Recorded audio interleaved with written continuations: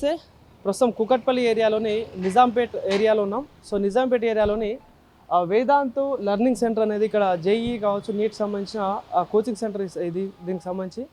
So ప్రధానంగా మరి ఈ బ్రాంచ్కి ఏదైతే ఉందో దీనికి సంబంధించి ఒక కోడ్ లేకుండా రన్ చేస్తూ ఉన్నారు, ఎలాంటి పర్మిషన్ లేకుండా రన్ చేస్తూ ఉన్నారు ఈ కాలేజీ. సో మరి దీనికి సంబంధించి మరి ఎలాంటి పర్మిషన్ లేకుండా వీళ్ళకి రన్ చేసే రైట్స్ ఎవరు ఇచ్చినట్టు? దాదాపుగా రాష్ట్రంలో కావచ్చు, హైదరాబాద్లో కొన్ని వేల సంఖ్యలో ఇట్లాంటి కాలేజీలు రన్ అవుతూ ఉన్నాయి. సో దీనికి సంబంధించి మరి స్థానికంగా ఈ ఎడ్యుకేషన్ సంబంధించిన ఆఫీసర్లు కావచ్చు, మరి ఒక కాలేజ్ లోపలికి పోతే తాళం వేసేస్తూ ఉంది సెక్యూరిటీ. సో మరి వీళ్ళు ఇంత స్వేచ్ఛగా నడిపించే రైట్స్ వీళ్ళకి ఎవరు ఇచ్చినట్టు మరి నాకైతే అర్థం కావట్లేదు.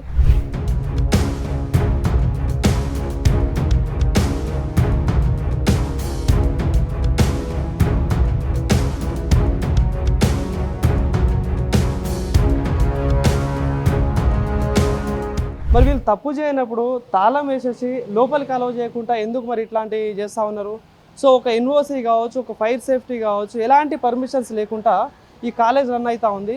సో దీనికి సంబంధించి మరి స్థానికంగా డిఈఓ ఉంటారు, జిల్లాకు సంబంధించిన కలెక్టర్లు ఉంటారు, వీళ్ళు మరి దీనిపై ఎందుకు రైట్ చేయట్లేరు?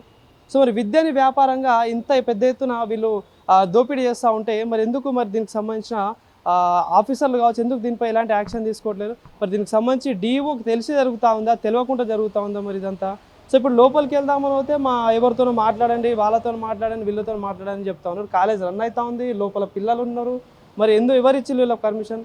సో సెక్యూరిటీ ఏమో లాక్ వేసుకొని వెళ్తూ ఉన్నాడు కాలేజ్కి, మరి ఎందుకు లాక్ వేయాల్సి వచ్చింది? వీటన్నిటి గురించి ఇప్పుడు మాట్లాడదాం. ఒకసారి డిఈఓ కూడా ఫోన్ చేసే ప్రయత్నం చేద్దాం ఒకసారి దీనికి సంబంధించి.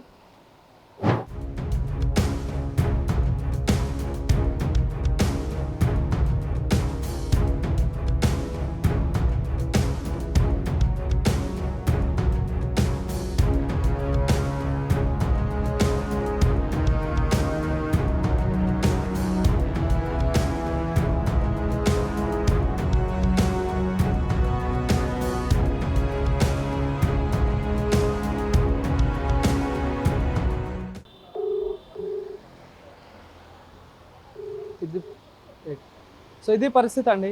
సో ఇక్కడ స్థానికంగా సంబంధించిన డిఐఓకి ఫోన్ చేస్తుంటే ఆయన కాల్ రెస్పాన్స్ ఇవ్వట్లేడు. సో మరి దానికి తెలిసి జరుగుతూ ఉందా, తెలియకుండా జరుగుతూ ఉందా?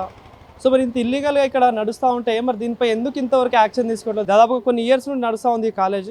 మరి దీనికి సంబంధించి పర్మిషన్స్ ఎవరు ఇచ్చిళ్ళు? పర్మిషన్ ఇచ్చిళ్ళని చూపించమంటే ఈ కాలేజ్ యజమానం చూపించట్లేదు. పోయి అడుగుతూ ఉంటే వాళ్ళతో మాట్లాడండి, వీళ్ళతో మాట్లాడండి, వాళ్ళకి కాల్ చేస్తే వాళ్ళు రెస్పాన్స్ ఇయ్యరు. ఇప్పుడు వీళ్ళు ఇంత పర్మిషన్స్తో అన్నీ నడిచినప్పుడు ఎందుకు లాక్ వేసుకోవాలి? లాక్ తీయమంటే లాక్ తీయట్లేరు. మరి దీనికి సంబంధించి డిఐఓతో కంపల్సరీ మాట్లాడడం, దీనిపై కఠినంగా చర్యలు తీసుకోవాల్సిన అవసరం ఉంది. పిల్లల భవిష్యత్తుని ఇలాంటి కాలేజీలు వేలకు వేలు ఫీజులు కట్టుకొని దండుకొని ఇల్లీగల్గా నడిపించి ఫీజుల విషయంలో పిల్లల ప్రాణాలతో చెలగాటం ఆడుతూ ఉన్నారు ఇట్లాంటి కాలేజీలు. సో వీటిపై తప్పనిసరిగా చర్యలు తీసుకోవాల్సిన అవసరం ఉంది. సో ఇప్పుడు చూద్దాం దీనికి సంబంధించి ఎట్లాంటి యాక్షన్ తీసుకుంటారో.